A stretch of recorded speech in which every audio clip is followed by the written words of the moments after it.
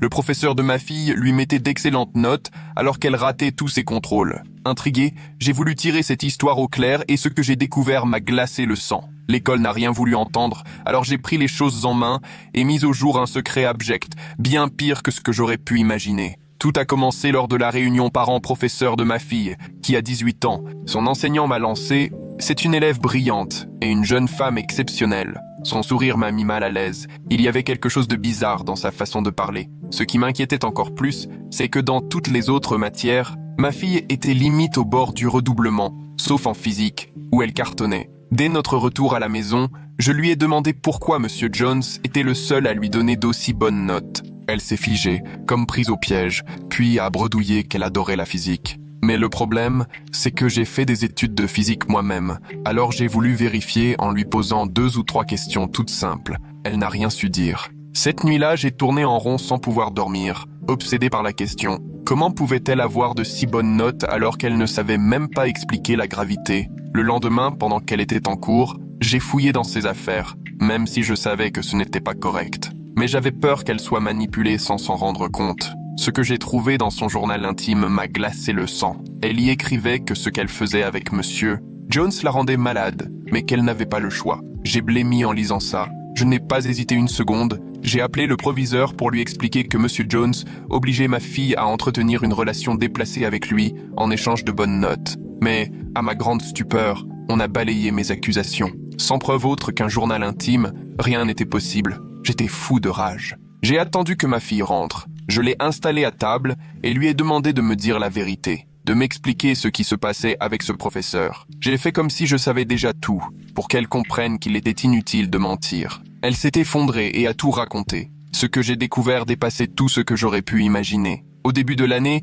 Monsieur Jones l'avait surprise avec un peu d'herbe, ce qui aurait pu la faire exclure. Elle lui avait supplié de ne rien dire, prête à tout, et il en a profité. Depuis, chaque semaine, elle se rendait chez lui après les cours, dînait avec lui et devait se faire passer pour sa femme décédée, porter ses vêtements, endosser le rôle de mère auprès de son fils de 3 ans. Ma fille m'a confié qu'elle vivait tout ça comme une torture, mais qu'elle se sentait coincée. Elle avait tenté d'en parler au proviseur, preuve à l'appui, mais il lui avait répondu qu'étant majeur, il n'avait pas à intervenir, que tout cela relevait de choix personnels. Elle s'est effondrée en larmes dans mes bras, et à ce moment-là, j'ai su qu'il fallait agir. J'étais flic, j'avais des contacts, et j'allais faire en sorte que Monsieur Jones réponde de ses actes. J'ai commencé à rassembler des preuves en installant une appli d'enregistrement sur le téléphone de Sage. J'étais cependant bien conscient que du point de vue légal, ce genre de preuve était délicat. J'ai donc pris conseil auprès de mon ami Owen au parquet. Il m'a rassuré, dans notre état, il suffit que l'une des 2 personnes soit d'accord pour enregistrer une conversation. Sage pouvait donc enregistrer sans prévenir Jones.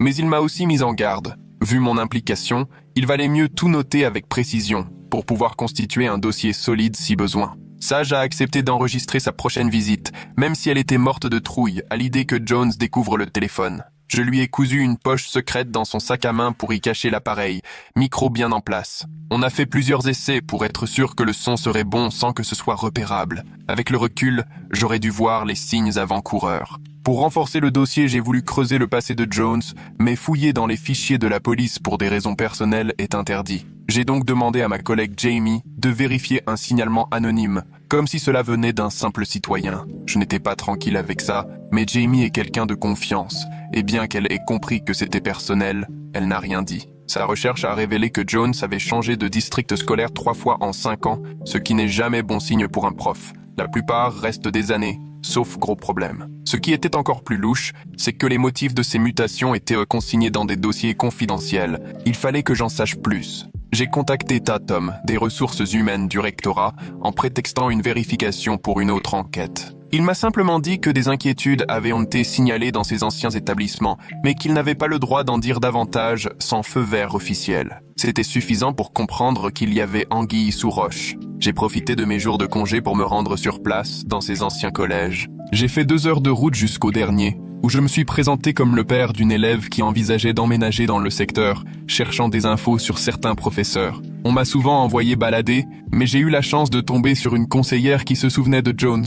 Elle avait l'air hésitante, mais quand j'ai montré mon badge et parlé d'une enquête en cours, ce qui était presque vrai, elle s'est un peu livrée. La conseillère m'avait confié que plusieurs élèves s'étaient déjà plaintes du comportement de Jones sans qu'aucune démarche officielle n'ait jamais été entreprise. Ça m'avait profondément marqué à l'époque. Plutôt que de s'attaquer au problème, l'administration avait préféré le déplacer dans un autre district, se contentant de balayer la situation sous le tapis pour protéger l'institution, au détriment des élèves. J'ai encore du mal à encaisser tout ça. J'aurais voulu retrouver ces anciennes élèves, mais la plupart avaient requitté l'établissement et la loi interdisait de communiquer leurs coordonnées. J'ai alors passé des heures à fouiller les réseaux sociaux à la recherche de témoignages, espérant tomber sur quelqu'un qui aurait évoqué Jones publiquement. C'est là que tout s'est encore compliqué. Finalement, 2 anciennes élèves ont accepté de me parler malgré leur appréhension. On avait convenu de se retrouver dans un café d'une ville voisine, à l'abri des regards. À l'époque, ça m'avait vraiment remué. Leur récit révélait un schéma très inquiétant.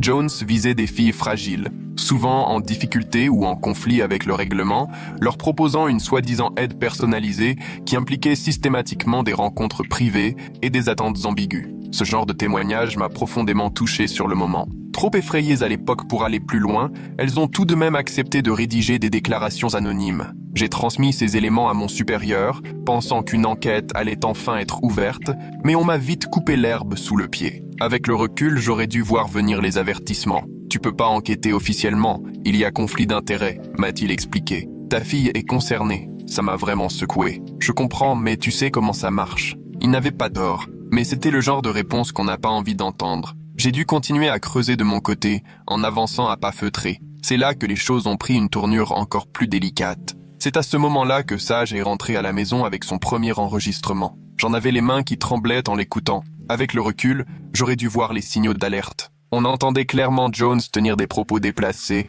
et utiliser l'incident de l'herbe comme moyen de pression. « Souviens-toi de ce qui peut arriver si tu ne m'aides pas », lançait-il. Avec le recul, j'aurais dû me douter de ce qui se tramait. Ce petit sachet que j'ai trouvé pourrait encore te valoir de gros ennuis. Même si la qualité audio laissait à désirer par endroits, j'ai demandé à R, notre expert technique, d'arranger l'enregistrement discrètement. R me devait un service. Je l'avais aidé à blanchir son fils d'une accusation de vandalisme idiote. Je ne sais toujours pas si j'ai bien fait. L'enregistrement montrait que Jones utilisait clairement l'affaire de l'herbe pour exercer une pression, mais il ne formulait jamais de menaces explicites, du moins pas de façon évidente pour quelqu'un qui n'aurait pas tous les éléments en main. Il nous manquait des preuves plus solides de coercition pour monter un dossier en béton. Je doute encore d'avoir pris les bonnes décisions. J'aurais voulu confronter le proviseur avec ces nouveaux éléments, mais je craignais qu'il ne prévienne Jones en douce. L'attitude nonchalante de Walker me laissait méfiant quant à leur complicité, alors j'ai élargi mes recherches pour voir s'il n'y avait pas autre chose derrière tout ça. J'essaie toujours de digérer l'ensemble. J'ai passé une nuit à éplucher toutes les délibérations du conseil scolaire disponibles en ligne et j'ai découvert que Walker s'était personnellement battu pour l'embauche de Jones, alors même que plusieurs membres du conseil avaient exprimé des réserves sur son parcours. Je ne comprenais pas pourquoi Walker s'était autant impliqué, alors j'ai commencé à creuser sur leur passé commun. Difficile d'exprimer ce que j'ai ressenti en découvrant que Jones et Walker avaient étudié dans la même université 20 ans plus tôt. Ce n'est pas forcément une preuve en soi. Beaucoup de gens recrutent d'anciens camarades, mais ça soulevait quand même des questions. J'ai alors demandé à Blue, de la cellule des délits financiers, de vérifier discrètement s'il existait entre eux des liens financiers suspects. Blue a découvert que Walker s'était porté garant d'un prêt immobilier pour Jones il y a 3 ans. C'est là que les choses sont devenues franchement louches. Encore une fois, ça pouvait passer pour un simple service entre amis, mais mis bout à bout avec le reste, ça sentait le roussi. Il fallait creuser leur relation pour y voir plus clair. Je me demande encore aujourd'hui si j'ai eu raison d'agir comme je l'ai fait. Le second enregistrement de Sage était sans équivoque. Cette fois, Jones se montrait carrément menaçant. « Si tu cesses de venir, je serai obligé de signaler cette histoire d'herbe », lançait-il.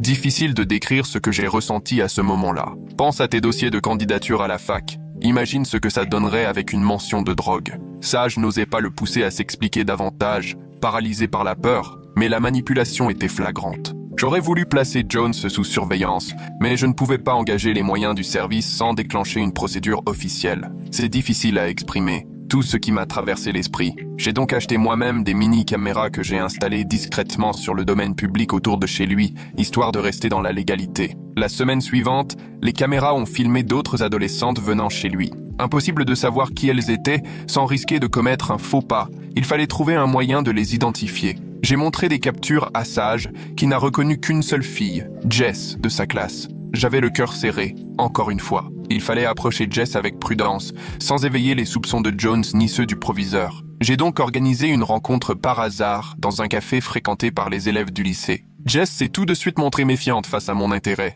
alors j'ai fait venir Sage pour la rassurer. Avec le recul, j'aurais dû voir les signaux d'alerte. On a d'abord bavardé de tout et de rien, puis Sage a subtilement orienté la conversation vers Jones.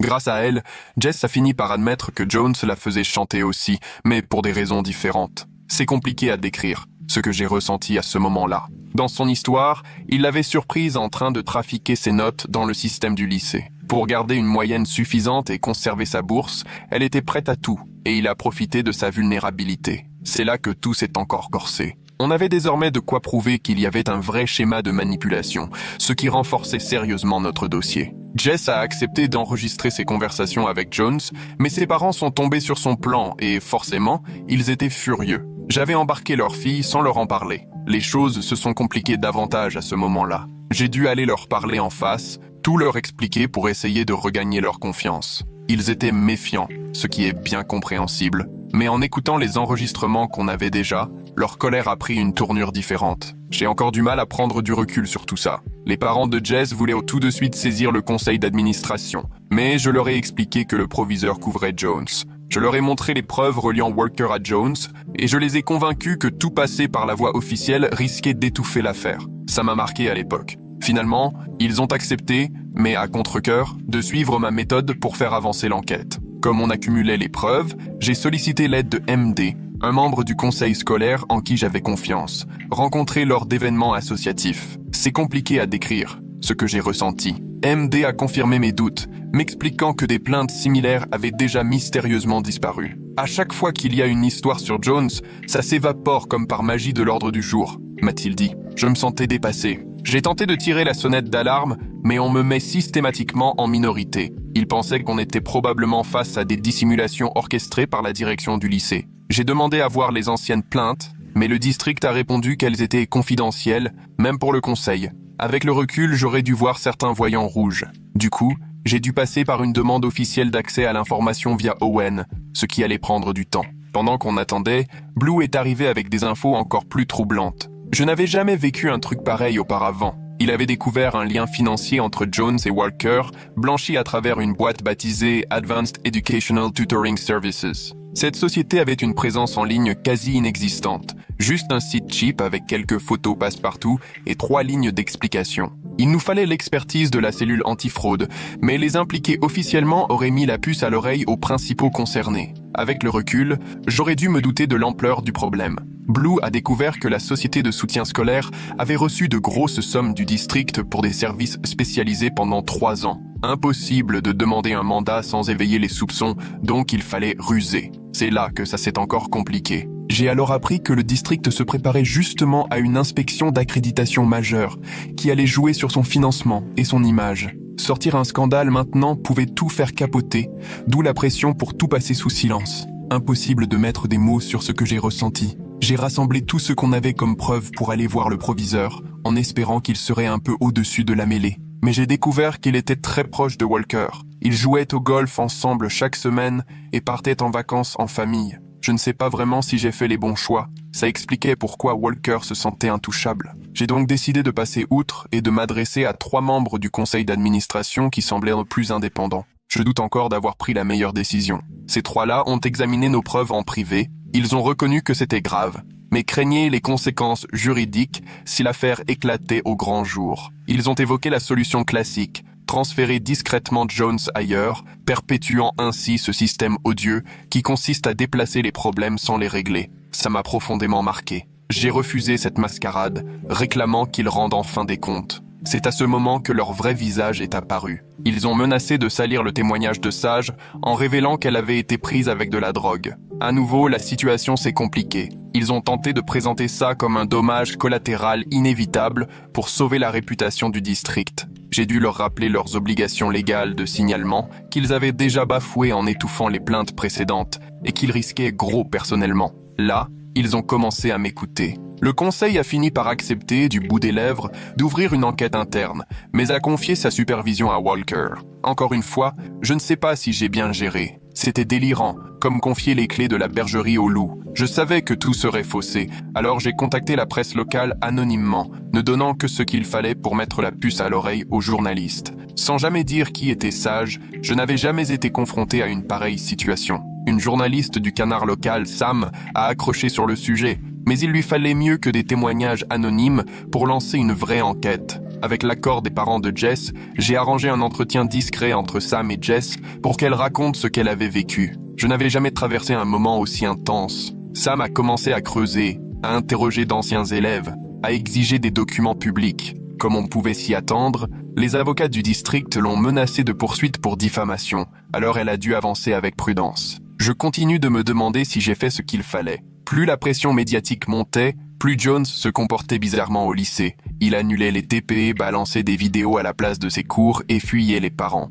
Malgré tout ça, il continuait à faire cours, ce qui mettait Sage et d'autres filles très mal à l'aise. C'est quelque chose qui m'a vraiment marqué à l'époque. J'ai demandé à ce que Sage soit affecté dans une autre classe de physique, mais l'administration a soutenu qu'il n'y avait aucune place ailleurs en raison des contraintes d'emploi du temps. J'ai donc dû mettre en place une solution d'études indépendante avec un autre professeur de sciences, qui a accepté de donner un coup de main après que je lui ai expliqué discrètement la situation, sans pour autant trahir la confiance de Sage. J'ai encore du mal à tout digérer. Jones a remarqué que Sage n'était plus en cours et l'a contacté directement via la messagerie interne de l'école, lui demandant la raison de son absence et lui proposant d'en discuter en privé pour sa note. J'ai intercepté le message sur l'ordinateur familial et l'ai sauvegardé comme preuve supplémentaire de contact déplacé en dehors du cadre officiel. Difficile de mettre des mots sur ce que j'ai pu ressentir. Pendant que la nouvelle circulait prudemment parmi les parents, de plus en plus de familles se sont mises à exprimer leurs inquiétudes concernant Jones.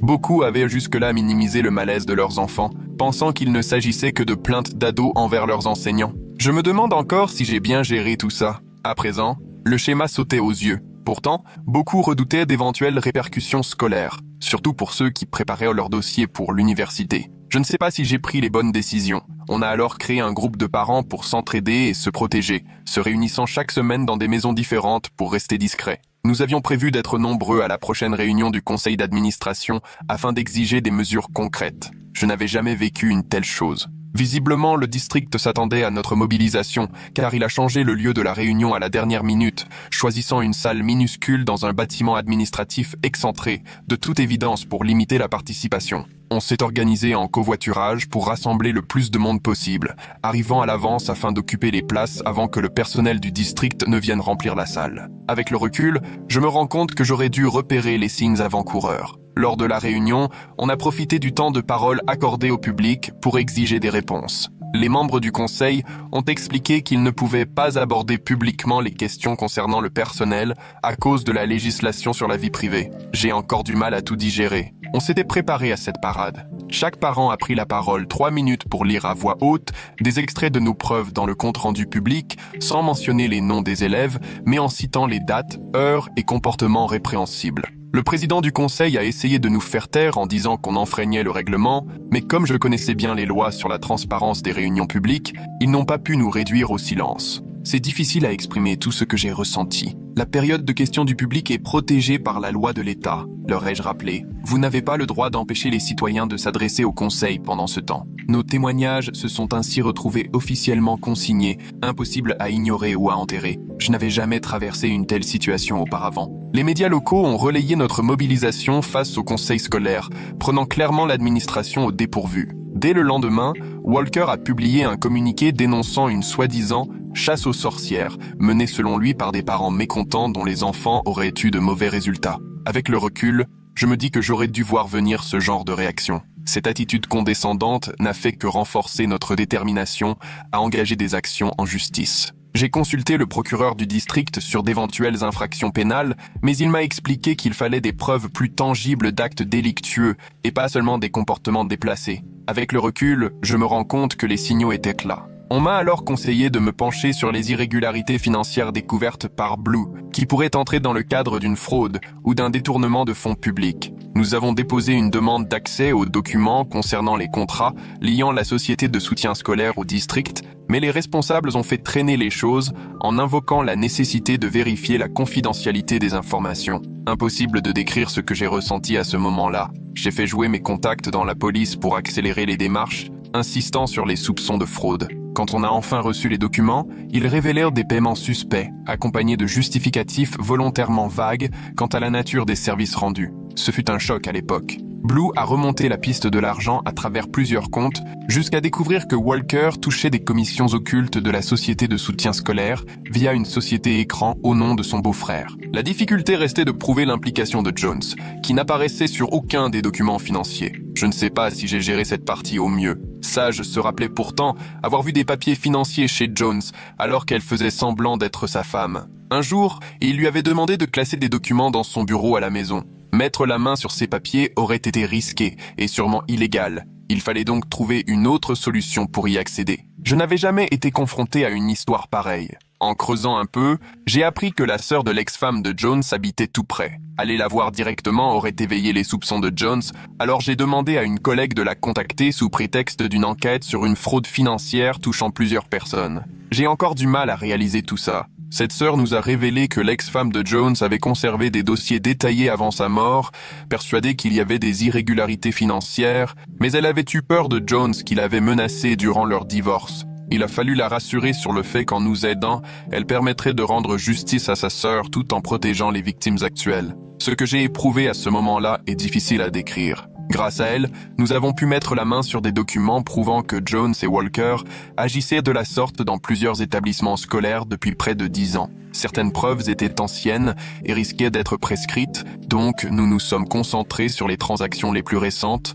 qui montraient clairement l'ampleur de la fraude. Je garde encore aujourd'hui le souvenir marquant de cette période. J'ai transmis les éléments financiers au procureur du district qui a bien constaté la gravité des agissements mais a jugé qu'on n'avait pas encore assez de quoi lancer des poursuites pénales contre les deux hommes. Il fallait impérativement montrer que des élèves étaient exploités pour que les accusations tiennent vraiment. Avec le recul, je me dis que j'aurais dû repérer plus tôt les signes avant-coureurs. En poussant l'enquête plus loin, on a découvert que Jones recrutait des élèves en difficulté pour bosser dans sa boîte de soutien scolaire. Non pas pour donner des cours, mais pour rédiger des devoirs revendus ensuite à d'autres. Les élèves ne faisaient donc pas du tutorat, ils produisaient à la chaîne des travaux universitaires pour des sportifs de haut niveau et d'autres étudiants. C'est là que tout s'est encore compliqué. Un ancien élève nous a confié qu'il écrivait ses devoirs pour les sportifs de la fac de l'État, mais qu'il avait peur de sanctions académiques qui pourraient lui coûter sa scolarité. On a donc négocié une immunité avec le procureur pour qu'il accepte de témoigner. Ça m'a vraiment marqué à l'époque.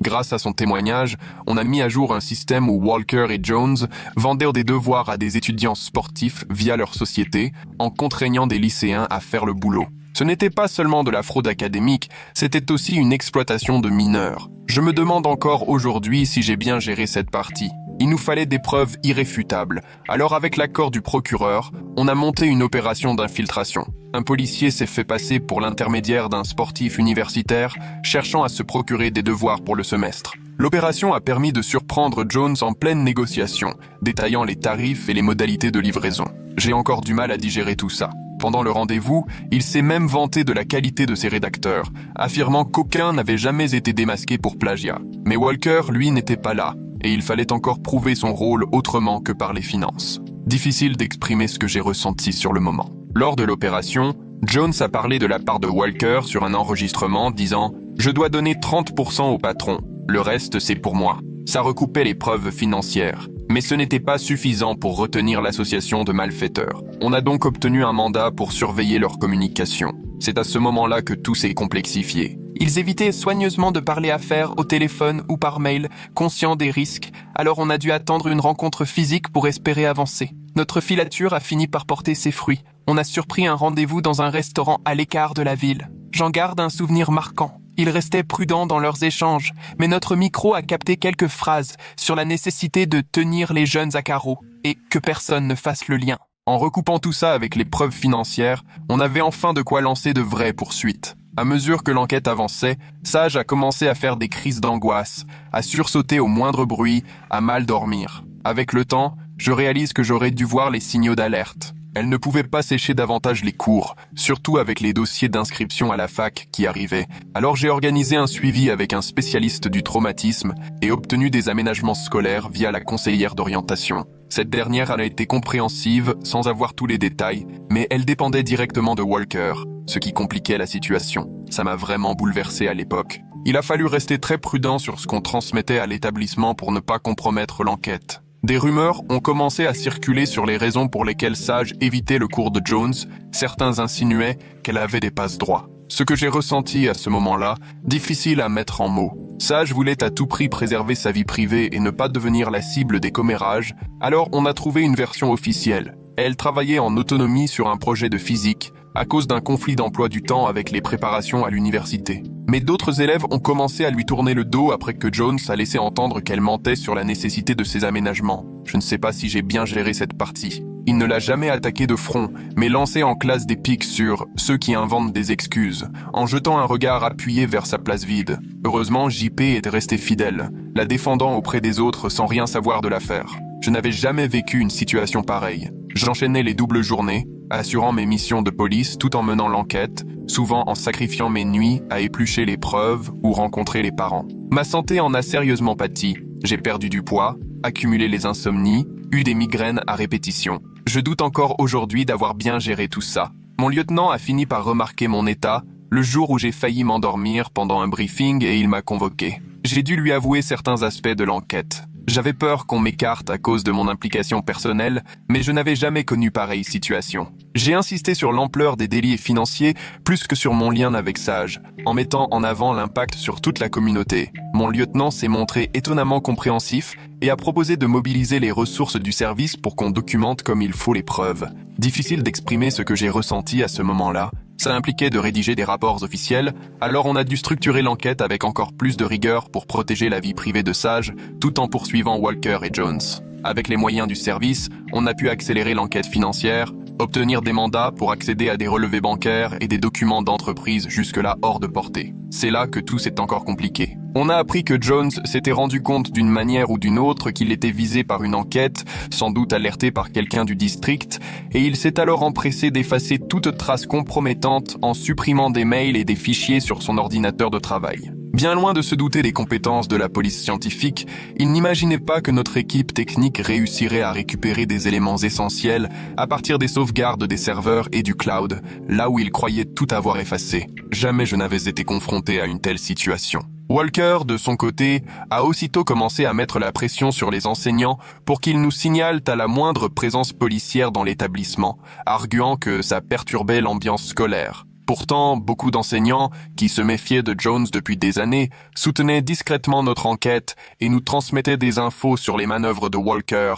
et sur ce qui se disait en coulisses. Je me suis retrouvé à délaisser le reste de mon boulot de flic, à laisser filer des détails dans d'autres affaires et à accumuler du retard dans mes rapports. C'est là que tout s'est encore compliqué. Ma coéquipière a pris sur elle une bonne partie de ma charge sans jamais broncher ni me le reprocher. « Tu ferais pareil pour moi », m'a-t-elle soufflé alors que je la remerciais. Si j'ai échappé à une sanction officielle, c'est uniquement parce que mon lieutenant avait fini par être mis au courant. Quant à Sage, elle n'en pouvait plus. Le stress à l'école était devenu insupportable, au point qu'elle envisageait sérieusement de partir. J'essaie encore de prendre du recul sur tout ça. L'idée de quitter le lycée en terminale risquait de compromettre son admission à la fac. Beaucoup d'établissements ne voient pas d'un bon œil une scolarité inachevée. On a donc trouvé un cursus en ligne proposé par l'académie. Sage pouvait continuer ses cours en limitant au maximum sa présence physique au lycée et travailler tranquillement à la maison. Jones, lui, n'a rien trouvé de mieux que d'essayer de la contacter directement sur les réseaux sociaux, prétendant qu'il pensait à elle et s'inquiétait de sa situation.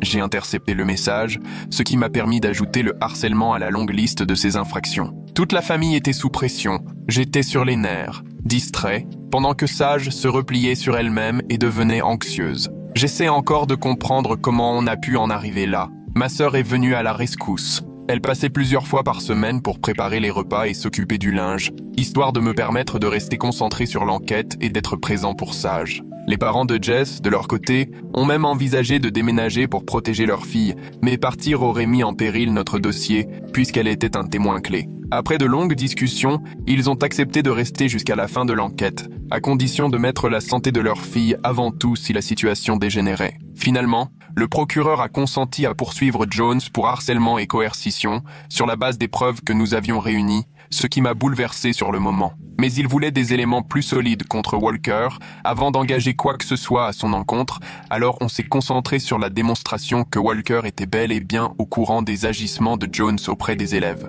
On a interrogé la secrétaire qui gérait les dossiers disciplinaires de l'établissement, mais elle craignait de perdre son poste si elle témoignait contre son supérieur. Difficile de mettre des mots sur ce que j'ai ressenti dans ce moment-là. Il a fallu la rassurer et lui garantir une protection en tant que lanceuse d'alerte via le bureau du procureur pour qu'elle accepte de coopérer. Elle a fini par révéler que Walker faisait systématiquement disparaître les signalements contre Jones, les effaçant des dossiers ou les requalifiant en simples malentendus. Elle disait n'avoir fait qu'obéir aux ordres et ne pas avoir mesuré l'ampleur de la situation. Jamais je n'avais vu une chose pareille. Il nous fallait toutefois prouver l'intention de Walker, pas simplement des négligences administratives. C'est là qu'on a découvert qu'il avait contourné le système informatique disciplinaire de l'école pour faire disparaître les signalements visant Jones.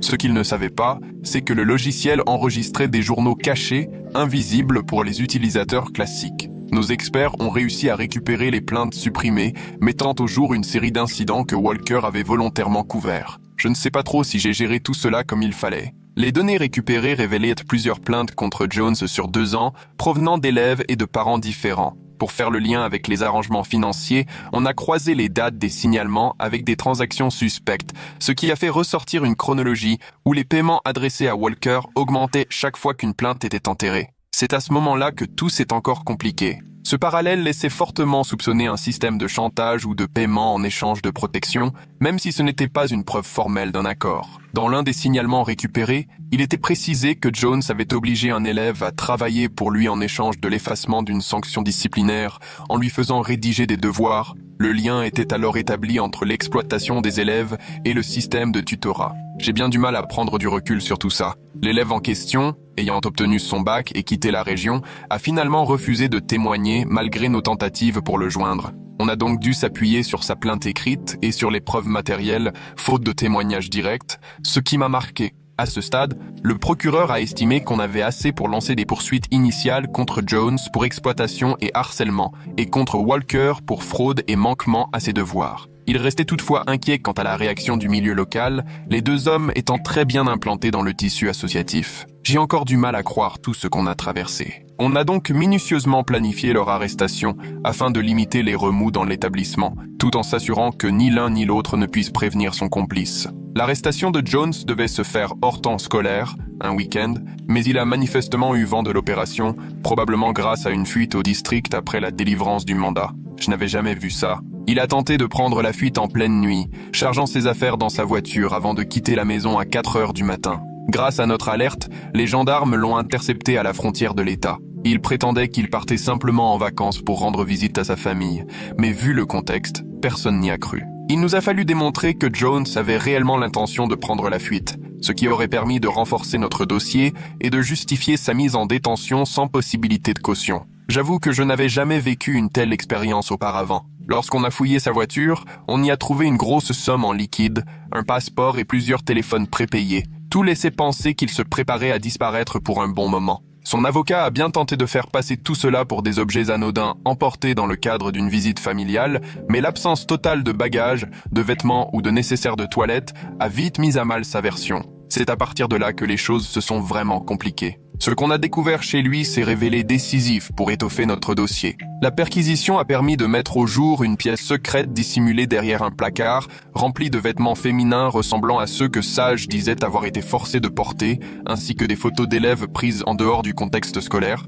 des trouvailles qui m'ont marqué à vie. L'avocat de Jones a tenté de minimiser l'importance de ces objets, arguant que leur possession n'était pas illégale en soi, mais vu le contexte, il était évident qu'ils prenaient tout leur sens dans le cadre des accusations d'exploitation. Plus encore, nous sommes tombés sur des documents financiers prouvant son implication dans le système de tutorat et des paiements réguliers à Walker.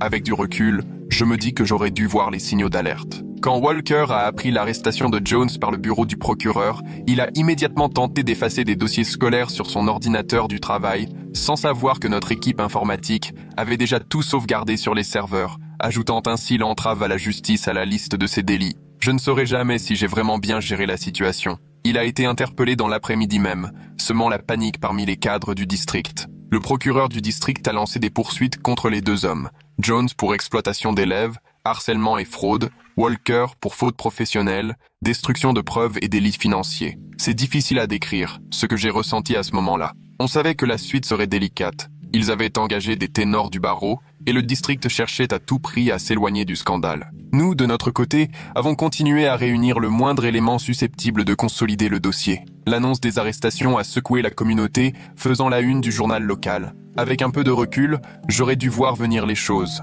Beaucoup de parents et de membres du quartier refusaient de croire que des éducateurs en qui ils avaient confiance puissent être impliqués dans une telle affaire. Je connais le proviseur Walker depuis 15 ans, a déclaré un membre du conseil d'administration à la presse. Je n'avais jamais vécu une chose pareille auparavant. Ça ne peut être qu'une erreur. Sur le plan de la communication, il a fallu avancer avec 1000 précautions, protéger l'identité des victimes et garantir une information fiable. Certains parents se sont rangés du côté de Jones et Walker, allant jusqu'à créer un comité demandant un traitement équitable et remettant en cause le bien fondé des accusations. Avec le recul, j'aurais dû être plus attentive aux signes.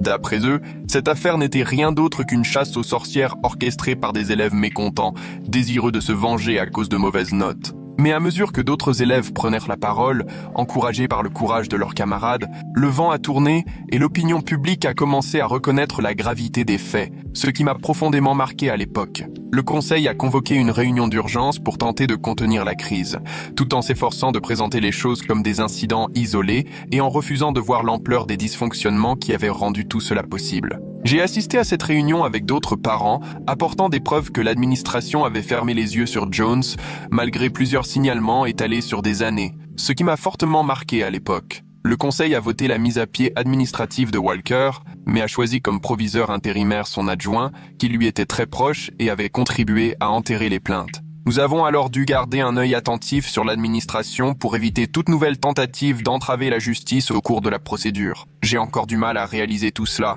Les élèves, eux, ont organisé une grève de solidarité pour soutenir Sage et les autres victimes. Plus de 200 se sont absentés délibérément. L'administration a menacé de sanctions disciplinaires sous prétexte que cela constituait une infraction au règlement sur l'assiduité. Avec le recul, j'aurais dû repérer les signes annonciateurs. De nombreux parents et habitants se sont joints au mouvement pour protéger les jeunes contre d'éventuelles représailles, formant une barrière humaine face aux membres de l'administration qui prenaient même des photos des élèves. Les médias locaux ont largement couvert l'événement, multipliant les interviews auprès des organisateurs et des parents mobilisés. C'est difficile à expliquer ce que j'ai ressenti à ce moment-là. L'avocat de Jones a dénoncé cette couverture médiatique, craignant qu'elle ne nuise à l'impartialité du jury, et a demandé le dépaysement du procès. Le juge a préféré imposer une ordonnance de silence limitée, interdisant aux autorités et aux procureurs de communiquer certaines informations à la presse. C'est à ce moment-là que la situation s'est encore complexifiée. Fidèles à cette décision,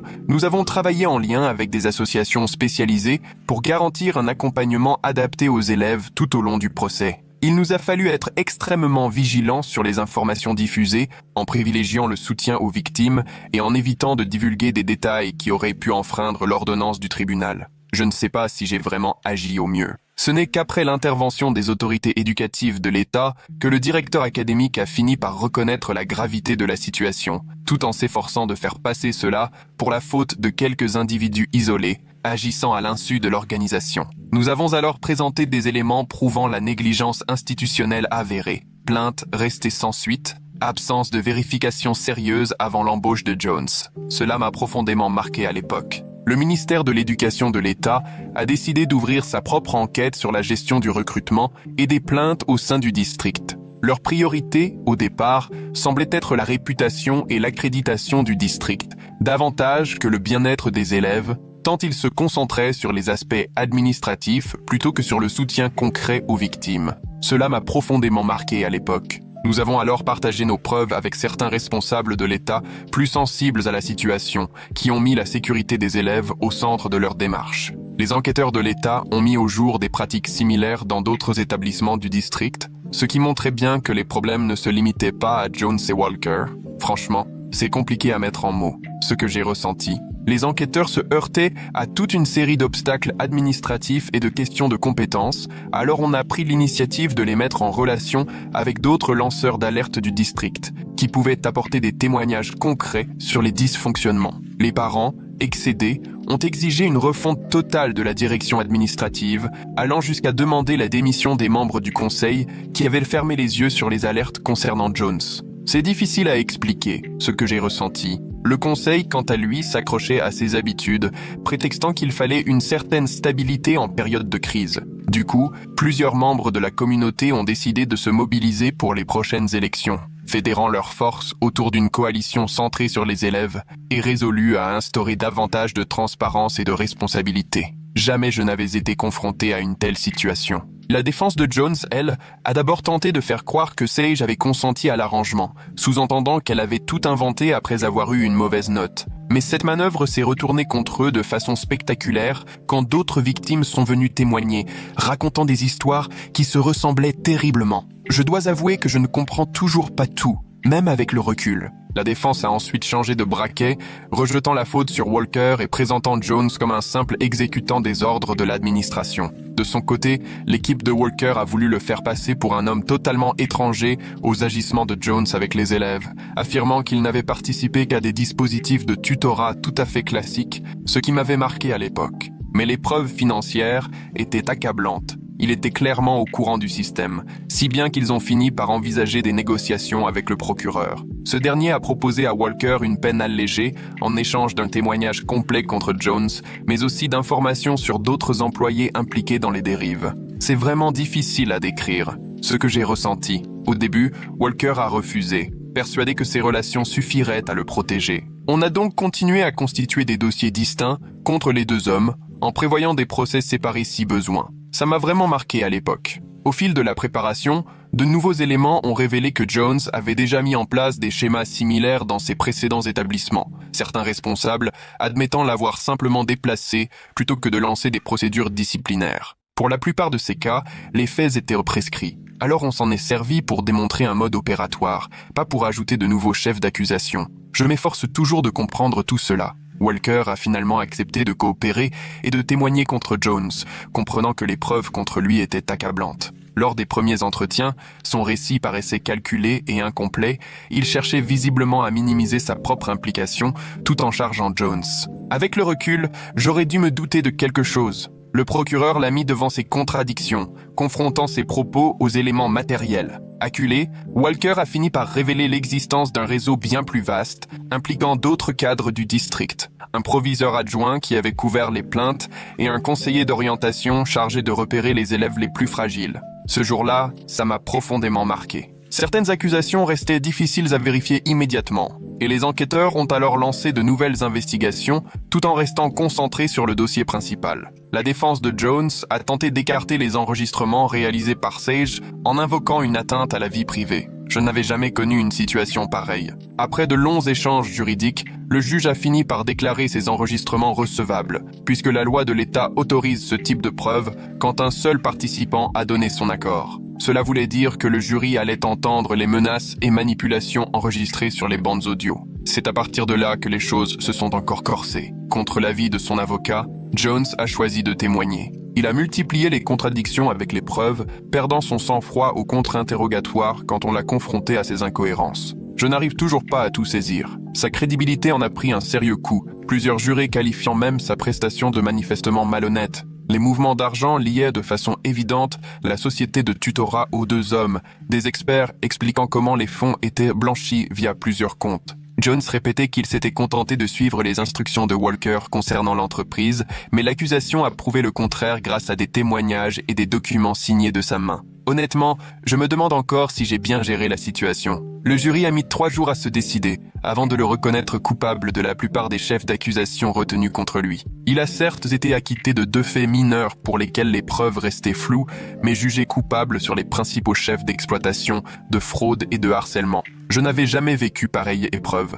Jones risquait une lourde peine, qui serait prononcée le mois suivant. Lors de l'audience, son avocat a tenté d'obtenir la clémence du tribunal en mettant en avant son statut de père célibataire et la nécessité pour son fils d'avoir un repère parental. Avec le recul, je me dis que j'aurais dû voir venir certains signes. Le juge, cependant, est resté ferme. insistant sur la gravité d'avoir exploité des élèves vulnérables et d'avoir trahi la confiance que sa fonction exigeait. Le tribunal ne saurait ignorer que vous avez utilisé votre position pour manipuler et exploiter précisément ceux que vous étiez censé protéger et instruire, a déclaré le juge avant de le condamner à 15 ans de prison. C'est un souvenir qui m'a vraiment marqué. Walker, lui, a écopé d'une peine réduite à 7 ans grâce à sa coopération, ce qui a permis de poursuivre d'autres employés du district. Beaucoup de victimes et leurs familles ont eu le sentiment que sa peine n'était pas à la hauteur, compte tenu de sa responsabilité dans des années d'abus. Jamais je n'avais eu à traverser une situation pareille. Nous nous sommes vraiment investis dans les réformes de fond qui ont suivi son témoignage, en particulier la refonte totale des procédures de recrutement et de gestion des plaintes à l'échelle du district. Le conseil scolaire a finalement reconnu les graves dysfonctionnements qui avaient permis à la situation de dégénérer et a présenté des excuses officielles aux élèves et à leurs familles. Franchement, j'aurais du mal à mettre des mots sur ce que j'ai ressenti. Malgré tout, ils ont expliqué que le manque de moyens financiers limitait leur capacité à mettre en place tous les contrôles nécessaires, préférant allouer les budgets à leur défense plutôt qu'aux mesures de réforme. Les militants locaux ont réclamé un changement complet à la tête du conseil, organisant des manifestations pendant les réunions et lançant une pétition pour démettre les membres les plus opposés au changement. Je n'avais jamais vécu une telle effervescence auparavant. Une élection partielle a donc été organisée pour remplacer 3 membres qui avaient en démissionné. Les tenants du statu quo n'ont pas lésiné sur les moyens pour soutenir leurs candidats, promettant stabilité et retour à la normale. De notre côté, nous avons mobilisé le soutien populaire autour des candidats réformateurs grâce à des forums citoyens et du porte-à-porte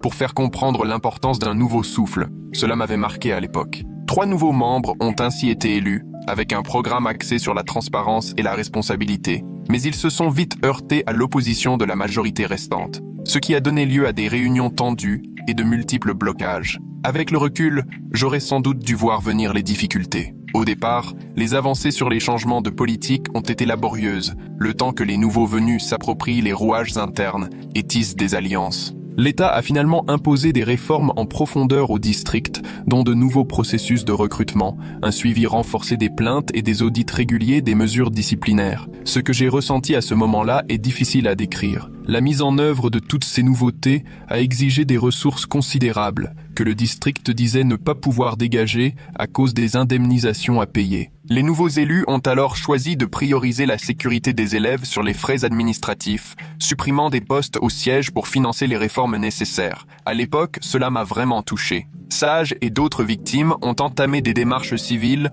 contre le district pour obtenir réparation du traumatisme subi et des perturbations dans leur scolarité. L'assureur du district a engagé des avocats particulièrement agressifs qui, dans un premier temps, ont tout fait pour rejeter la faute sur les victimes en leur reprochant leur silence ou leur participation supposée au système. Je n'avais jamais rien traversé de tel. Nous avons alors orienté les victimes vers des avocats spécialisés qui travaillaient aux résultats et avaient l'habitude des affaires d'abus institutionnels. Après des mois de négociations et de batailles juridiques, le district a fini par proposer un accord combinant indemnisation et changement de politique, une étape qui m'a marqué à l'époque. Au départ, il voulait imposer des clauses de confidentialité très strictes, interdisant aux victimes de s'exprimer publiquement. Mais ces dernières ont obtenu d'ajouter des garanties de transparence afin de pouvoir témoigner et aider d'autres personnes, tout en préservant certains aspects de leur vie privée. Je n'avais jamais rien connu de semblable. L'accord final a créé un fonds d'indemnisation pour les victimes et mis en place un comité indépendant pour veiller à l'application des réformes. Le montant versé était assez conséquent pour que le district comprenne qu'il lui coûterait désormais moins cher de prévenir les abus que de payer pour les réparer. Ce que j'ai ressenti alors, c'est difficile à expliquer. Pourtant, il était évident que la guérison du traumatisme prendrait beaucoup plus de temps que la résolution du contentieux juridique, alors nous avons mis en place un accompagnement pérenne pour tous les élèves concernés, avec notamment un suivi psychologique spécialisé et des aménagements scolaires adaptés. Les suites de cette histoire ont apporté à notre communauté à la fois de la réparation et de nouveaux défis. C'est difficile de mettre des mots sur ce que j'ai ressenti. Petit à petit, Sage a retrouvé le chemin de l'école, même si elle a préféré finir sa dernière année en alternant cours en présentiel et à distance pour limiter les contacts avec ceux qui n'avaient pas su protéger les élèves. Elle a pu compter sur ses amis et sur des enseignants qui l'ont aidé à rattraper son retard. Je ne suis pas sûr d'avoir toujours pris les bonnes décisions au fil de tout cela. La nouvelle direction a lancé des réformes ambitieuses, incluant un dispositif de signalement anonyme et des audits réguliers des dossiers disciplinaires. Ils ont aussi mis en place des protocoles clairs pour traiter les signalements de mauvaise conduite, avec un contrôle extérieur pour les affaires impliquant des membres du personnel. C'est à ce moment-là que la situation s'est encore compliquée. J'ai reçu autant de critiques que d'encouragements pour ma façon de mener l'enquête. Certains collègues estimaient que j'étais allé trop loin par rapport à la déontologie, tandis que d'autres saluaient ma détermination à protéger les élèves les plus vulnérables. Au final, j'ai reçu une distinction du département pour avoir mis au jour les malversations financières, tout en recevant la recommandation de mieux séparer, à l'avenir, ma vie privée et professionnelle. Cette expérience m'a poussé à lancer un réseau de parents engagés pour la sécurité et la transparence dans les écoles, qui s'est depuis étendu aux districts voisins. On propose désormais des ressources aux familles confrontées à la lourdeur administrative et on forme les parents à reconnaître les signes qui doivent alerter. Le courage de Sage a inspiré d'autres élèves à signaler différents types de comportements inappropriés, ce qui a vraiment contribué à changer la culture des établissements. Les élèves ont eux-mêmes créé un groupe de soutien, se retrouvant chaque semaine pour discuter des difficultés qu'ils rencontrent et faire remonter collectivement leurs recommandations à l'administration. Même si elle poursuit encore sa thérapie, Sage a trouvé un nouveau sens à tout cela en accompagnant les plus jeunes pour leur apprendre à reconnaître les situations à risque de la part d'adultes en position d'autorité, mais aussi à connaître leurs droits dans le système scolaire. Chaque jour, sa force m'étonne, même s'il y a encore des moments où certains événements ravivent son angoisse. Ce que nous avons traversé ensemble nous a rapprochés, car nous avons appris à parler franchement, même des sujets les plus difficiles. On sait tous les deux que la guérison ne se fait pas du jour au lendemain. Il y a des moments de doute, d'autres d'espoir, et on avance côte à côte, à notre rythme, vers l'après. Je me sens plus protecteur que jamais, mais j'essaie aussi de lui laisser l'espace dont elle a besoin alors qu'elle prend son envol et se prépare à l'université. 3 ans ont passé. Jones reste derrière les barreaux. Tous ses recours ont été rejetés, les juges n'ayant relevé aucune faille dans la procédure. Quant à Walker, il s'est vu refuser sa libération conditionnelle, la commission ayant souligné à quel point il refusait d'assumer réellement ses actes, cherchant toujours à minimiser sa part de responsabilité. Le système frauduleux de soutien scolaire a été complètement démantelé